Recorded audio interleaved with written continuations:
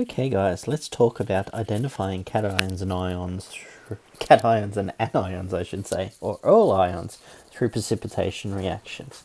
This can be quite complex because you may have to learn some sequences, but hopefully what I'm giving you will help make it as easy as possible. Okay, so they're all based on the ideas behind the solubility. So as long as you know your solubility rules, you can usually get away with most things here, okay? So you can deliberately test for these things that will precipitate and give you a positive answer here. But sometimes you're going to get precipitates for certain things all at once, and hopefully this method will get you through it, okay? Alright, so here's from the textbook, Common Tests for Cations. Okay, one way to look at it, but let's keep moving. If you prefer tables like this, okay, there's also a flow chart, and I tend to like flow charts more. This is one from the textbook, but I'm going to skip past it because I've improved it somewhat, okay? Here. Oh, actually, was that my one? Or yeah, it is my one. So I think I got this online from someone, another teacher that prepared it, and I just adjusted it by adding some images in. Okay, so here we're going to talk about cations first, and we've put all the cations that are on our syllabus list there. So we're starting with a solution. We're going to firstly add a drop of sodium chloride, okay? And what we're going to get is two branches, okay? Because some chlorides are soluble and some are not, okay? So the ones that are soluble are down here, okay? The ones that are not are stuff like silver and, well, actually just silver and lead, and they're over this side, okay? So if you add a drop of sodium chloride and you get a white precipitate, it could be silver or lead. You don't know, okay? From there, what you're going to add is a lot of ammonia, and what will happen is ammonia will displace the silver and turn it back into a clear solution. Well, if it doesn't, it's lead, okay? On the right hand side, we've got all the pathways, the three main pathways for all the chlorides that are soluble. Okay, so no precipitate. We've still got barium, calcium, magnesium, copper, iron 2 and iron 3 because all of those chlorides are soluble. So we've got no result there. So the next one we do in order is we add sulfates, okay, because some sulfates are not soluble whereas some are. The sulfates that are not soluble are barium and calcium, and barium is usually the most insoluble one, and it gives you a white precipitate, okay? So barium and calcium. So if you get a white precipitate, chances are it's barium, but if you really want to make sure, you've got to couple it with a flame test, okay? So the sulfates that are not soluble, you've still got magnesium, copper, iron 2 and iron 3 left, okay?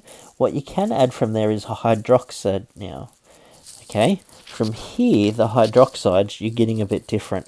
Magnesium hydroxide is a white precipitate. Copper hydroxide is this blue precipitate.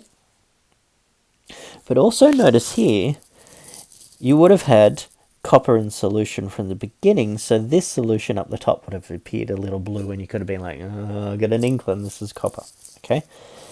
If you get a green precipitate, you've got iron 2+, and if you get an orange-brown precipitate, you've got iron 3+.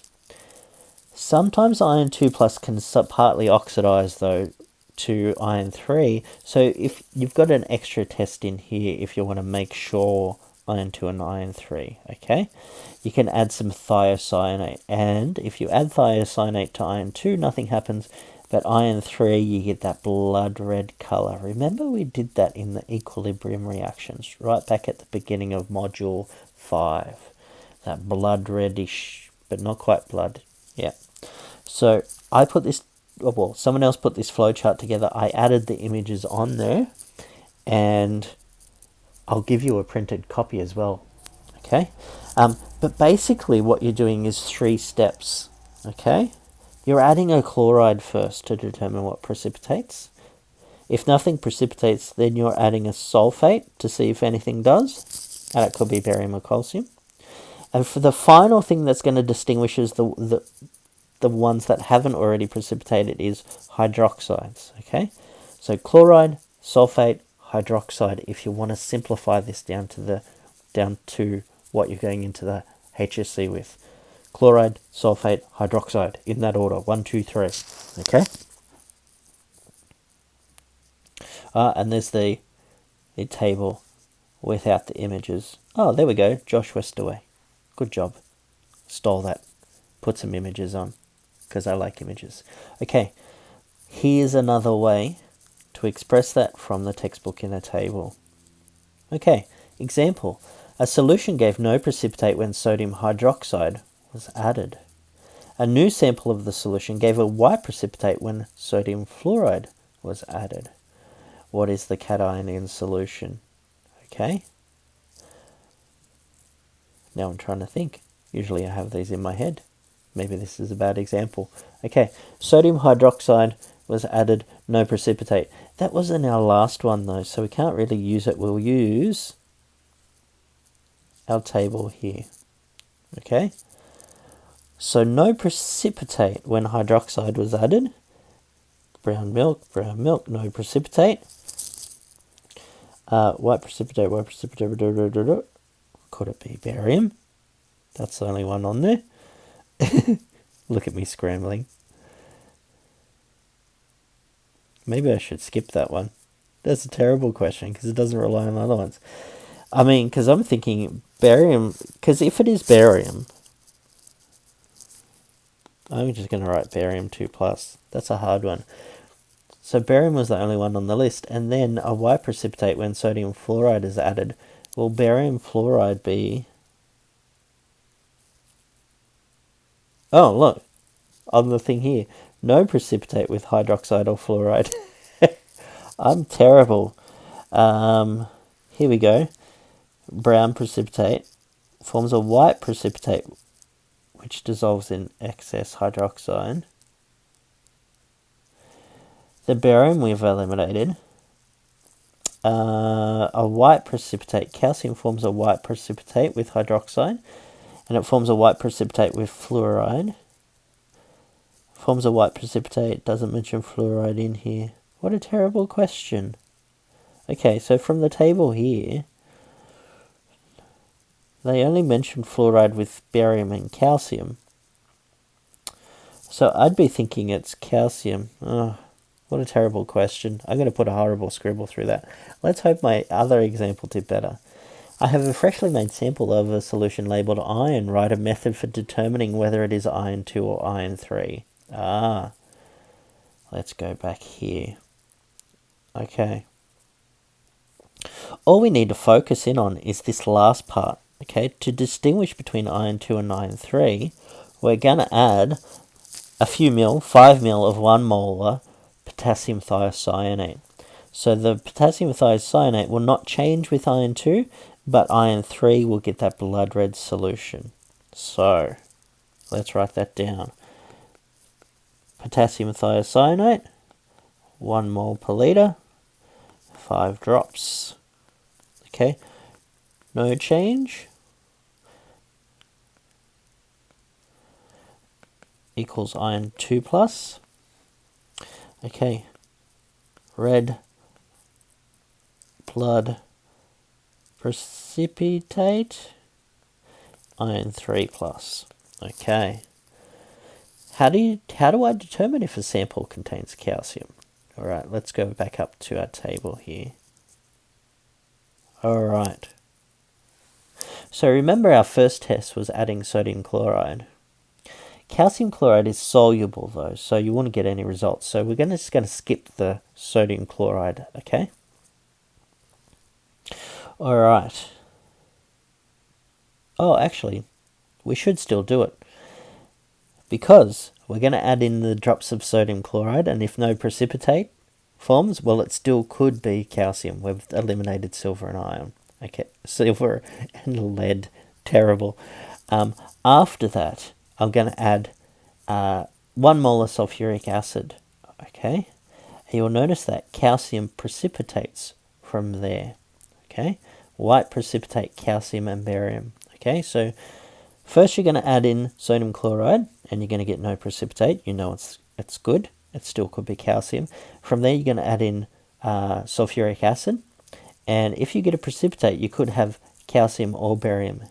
Okay, and from there what you're going to do is a flame test. Okay, red orange is going to, a deep red orange is going to be calcium, and the barium is going to be green. All right, so what do we have first? 1 sodium chloride, no precipitate. And then 2 sulfuric acid, a white precipitate we're looking for. And then flame test, orange red color. All right. Okay. So we're moving on to talk about the complexation part. Okay. So I'm going to have to introduce you to a new kind of idea of coordinate covalent bonds, if I can say it properly. So the covalent bonds that we've looked at previously is we always talk about the sharing of electrons. So for example, here using our Lewis model, hydrogen has one, hydrogen has another. So they share one hydrogen brings one, the other brings another, and they share the two to form a covalent bond. Okay. So here for chlorine, one chlorine brings each of those electrons that form the bond. So each chlorine goes in and contributes one, or HCl, each contributes one. Okay? So coordinate covalent bonds form when the 2 electrons that form the covalent bond come from only one atom. And here's a really good example that we talked about in acids and bases. We've got our water there. We've got one bond there, and 2 lone pairs. Okay? We've got H plus coming along, and it's going to form hydronium, and it does. But you can see, so those ones are originally, this is the new bond, okay? H plus has no valence electrons, but we've formed a covalent bond from it, from the 2 electrons from a lone pair on the water, on the oxygen. So the oxygen has brought both the bonding electrons into the party, whereas the H plus has brought none. Okay, that's entirely valid. That covalent bond that's formed is no different from any other oxygen-hydrogen covalent bond, well, within reason, small differences, but it's just your genuine garden variety covalent bond now. But we have saved a name for it, coordinate covalent bonds. Okay. Here's another example. So there's our hydronium one. Another example is ammonia going to ammonium. There, the hydrogen's bringing no electrons to the party, and the nitrogen, the lone pair on the nitrogen's giving those 2 electrons up to form a new covalent bond. Okay? Yeah. So that's called a coordinate covalent bond, and it helps us talk about this, complexation reactions. So some of the precipitation reactions form a chemical species that we call a complex. A complex is a polyatomic ion or a molecule, and it has a central metal atom, like in my diagram here, cobalt, surrounded by and covalently bonded to other things around it, okay, in a geometric way. The things that are joined to it, like here we've got NH3s, we call ligands. Ligands are electron pair donors, so they bring in the lone pair to bond with the metal in a coordinate covalent bond with the central atom, okay? So here on this one that I've scribbled all over, and I'll just delete my scribble and probably scribble on it again, but we have our central cobalt atom, and it has 6 ligands, and it has 6 ammonia ligands, 6 NH3 ligands, okay? And overall, this complex is an ion, and it has a 3+ charge, okay? Now, let's extend it a bit more. Each ammonia there, we know ammonia is a neutral compound, okay? So the 6 ammonias are not contributing to the charge. So the charge on the cobalt is the only thing contributing to the 3+, so it must be cobalt 3+ in the middle, okay? Here I've got a diagram of a ligand using the ball and stick model. Here is my central atom. And there are, it looks like this complex ligand around it, 2 of those, and something else and something else. So we've got 3 different types of ligands and 2 of the same there. Okay? So common ligands are water, so the lone pair on the oxygen can contribute and form the coordinate covalent bond. Ammonia, the lone pair on the nitrogen, can form a coordinate covalent bond with a metal. The chloride, one of the lone pairs there, can form a coordinate covalent bond with a metal and form a ligand. And the hydroxide as well, the lone pair on the oxygen, can also go in to form a coordinate covalent bond and form a ligand. Okay, in practice what we're going to see is, let's go back and talk about copper 2+. Copper 2+ is dissolved in water. It's not an ion dipole attraction that we've learnt previously. It's actually, we're forming a complex, a copper-water complex like I've got here.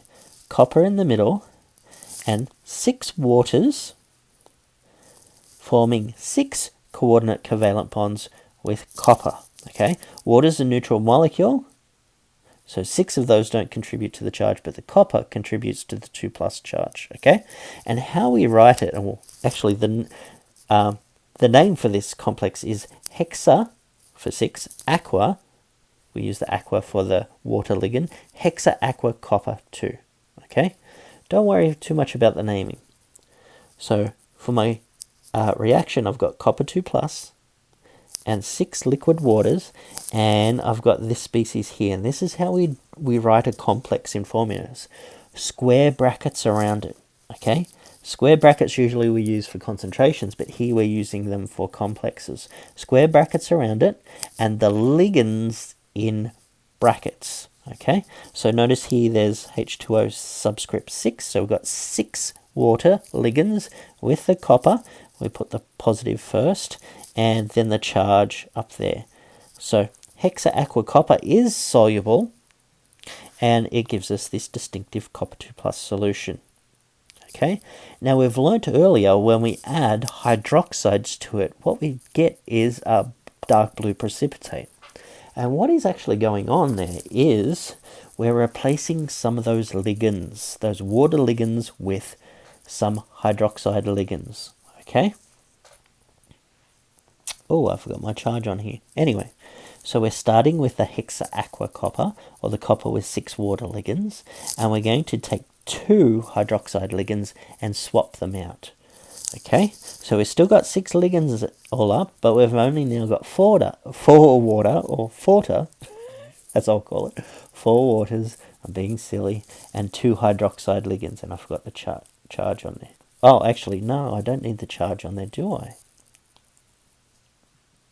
Okay, because the charge, now I've got 2 hydroxides, or a 2- charge and a 2+. What do I get? I get a 0 charge, okay? And this is a solid. So what used to be hexa aqua copper is now a complex with 2 hydroxides, 4 waters and a copper, and it's a dark blue color, and it's this guy here. So a dark blue color, which is a solid precipitate, and we displace the 2 waters. So the 2 waters is just a byproduct. Okay. Now we also learnt that the addition of ammonia results in a deep blue coloured solutions. And what's happening there, complex-wise, is we've got our dark blue one there with our 2 hydroxides. We're going to react it with ammonia. What we're getting is we're swapping out 2 hydroxides and 2 waters for 4 ammonias, okay? 2 waters, 4 ammonias, and because the water and ammonia are neutrally charged, we've gone back to a 2+ ion and 2 waters and 2 hydroxides. Okay, and this is a deep blue color, but it's not a precipitate. Okay, now questions on this. It doesn't get as complex as that. Oh, pun. No, unintentional pun. Okay, you don't have to remember these formulas, you just have to get the gist of what's happening with the complex. Okay, as a little bit extra, you've also got iron that forms complexes with water in solution. So our iron 2 plus and 3 plus in water, we get a green solution with 2 plus. It forms six water ligands for that complex, and also the iron 3, 6 water complex, 6 water ligands in that complex. So the addition of hydroxides to these complexes results in some insoluble stuff. Okay, I don't think we should go into that too much. And we can also remember, the one that we need to remember is adding thiocyanate. Okay, what ends up happening is, complex-wise, we've got our hexa-aqua ion here, and we've got some thiocyanate. We're just going to swap one of them in there and form this ion, which is the red guy, the deep red color. Okay, so we just put one thiocyanate on there.